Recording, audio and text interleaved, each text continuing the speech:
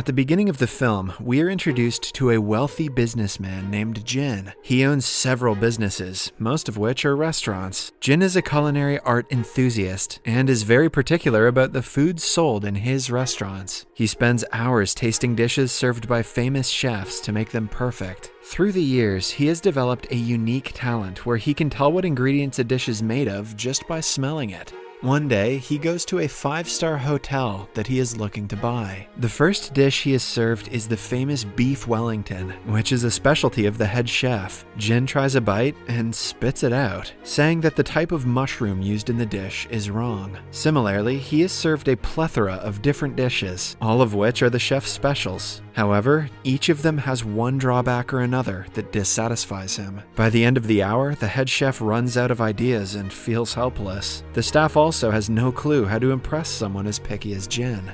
This is when we are introduced to a young chef named Shang-nan. Although she is just an intern, her knowledge of worldwide culinary styles is impeccable, and she is soon to be promoted because of her talent. Even though they have only 20 minutes left before Jin leaves, Shang-nan takes the challenge to make him something he likes. None of the staff members think she can pull it off, but right after 20 minutes, Jin has a new dish on his table. When he smells the first whiff of the food, his eyes open wide. He recognizes it as the special Romani dish named spaghetti alla strega. Jin can even tell that the cook is a woman because the dish is passed down to females of Romani origin. The spices must be very carefully measured because it is a traditional dish that doesn't allow any personal spin on it. Shang-nan has made it exactly how it is supposed to be, which gains Jin's appreciation. He cleans the plate dry and decides to stay at the hotel for a few days to taste more of her dishes. The manager tells Shang-nan about Jin's comment, making her realize that he has a vast knowledge of food. She takes it as a challenge and is ready to blow his mind with her cooking. Shang-nan is also dating the restaurant's general manager. He takes advantage of her position and makes her cook food for him even on the days she is busy.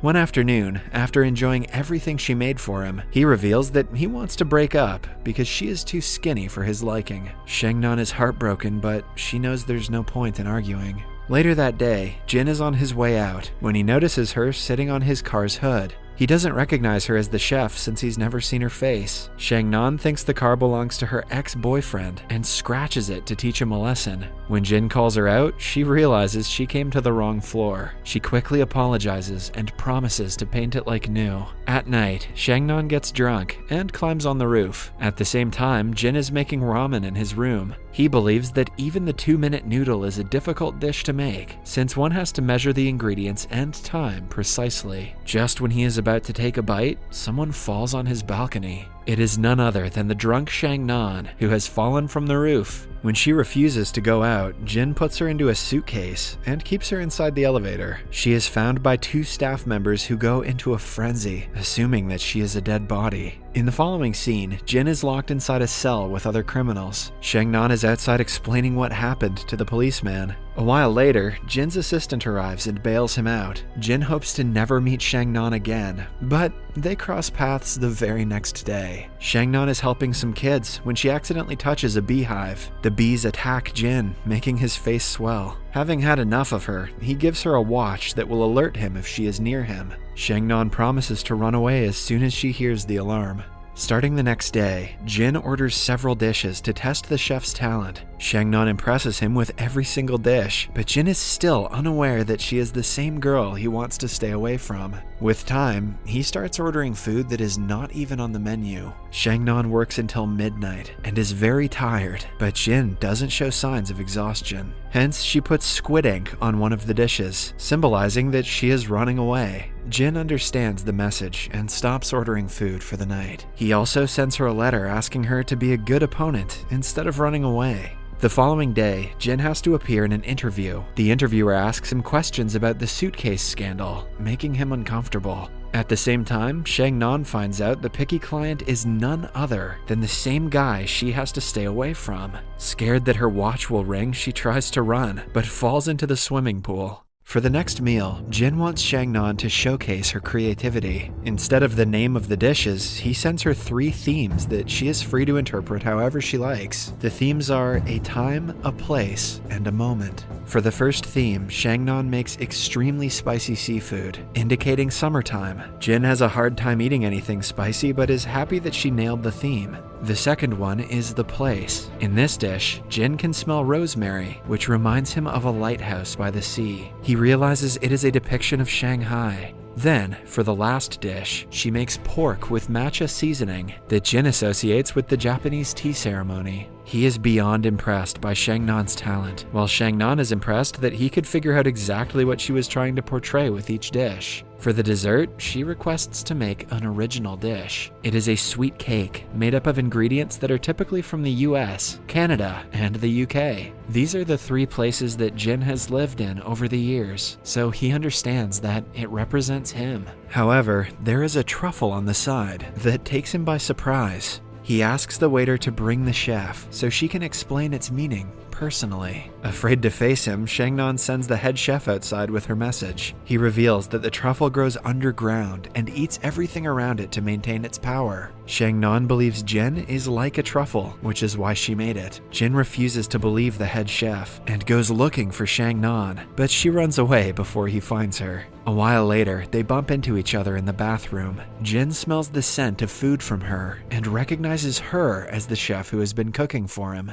The following day at work, he turns off his watch and catches her cooking in the restaurant's kitchen. Shangnan has to reluctantly admit that she is his chef. She also affirms that the truffle was to symbolize his arrogance. Jin gives it a thought and praises her for understanding him better than he understands himself. Later, he is in his room when he gets a call from his father, Mr. Liu. The man is so business-oriented that he frequently fails to be a father to Jin. Liu urges him to return to work, as he has spent a lot of time in a single hotel. The next morning, Jin calls the room service to order his first meal of the day. However, he is told Shangnan is on sick leave. Not wanting to eat food cooked by anyone else, he goes straight to her apartment. He has even brought all the necessary ingredients so she can make the dish that he wants her to. Her home is messy, but Jin declutters and sets himself a table while she cooks. Shangnan is still weirded out by his appearance, but she sits down with him to eat. To her surprise, he asks her to eat in the kitchen because he prefers eating alone. She curses him for being arrogant before doing as told. When she comes out a while later, she finds Jin taking a nap on her couch. He has a hard time falling asleep anywhere else, but for some reason, her couch is very comfortable.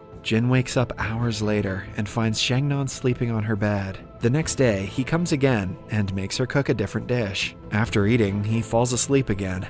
On the third day, he comes with a sheet to cover the couch to make it more comfortable. As the days pass, he starts bringing pajamas and his personal belongings. All this time, Shangnan can hardly fall asleep because of his snoring and has a hard time at work because of it.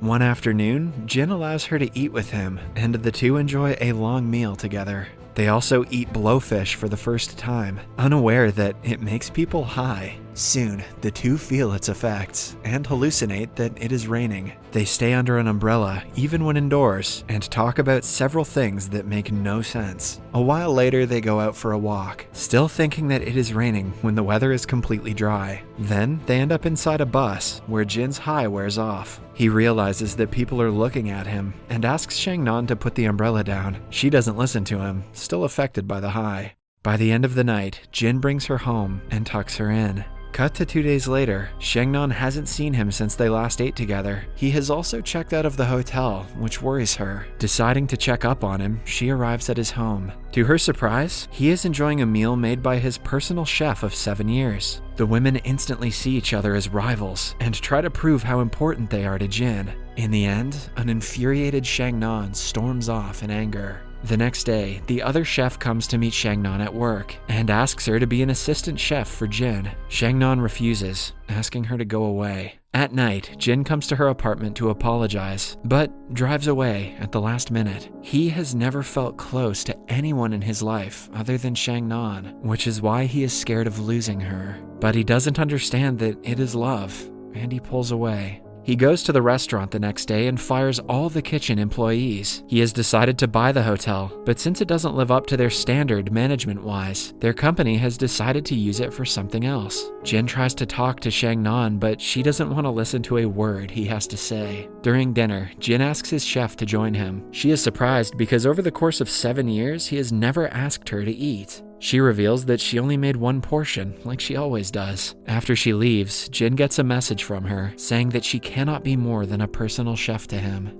Jin has to catch a flight in a few hours. He wants to see Shang-nan before leaving, but decides against it. In the following scene, he is with his father, who is disappointed in him for letting his personal interests get in the way of business. They have a meal together, and Jin asks Mr. Liu if he has ever been in love with someone. His father answers that he doesn't indulge in anything that doesn't support his business. At this moment, Jin registers he doesn't want to be like his father. He takes the next flight to Shanghai to meet Shang-nan again. Meanwhile, she is about to sell the watch he gave her long ago. Suddenly, it starts to ring, indicating his presence. Shang-nan sees him on the other side of the road and promptly gets in a taxi. She doesn't want to face him or talk to him. Jin, on the other hand, is stubborn. He follows the taxi and ends up in a crowded market. Upon taking the watch's signal, he finds Shang-nan's dog with it. Then, the dog brings him to a place where Shang-nan has locked herself inside.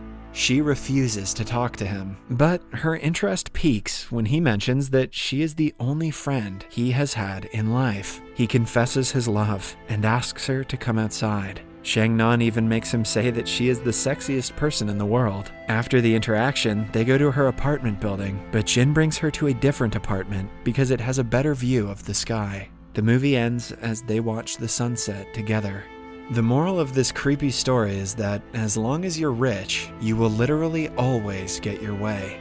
Subscribe for more videos like this, turn on notifications, and leave a like to help the channel out. Thank you for watching.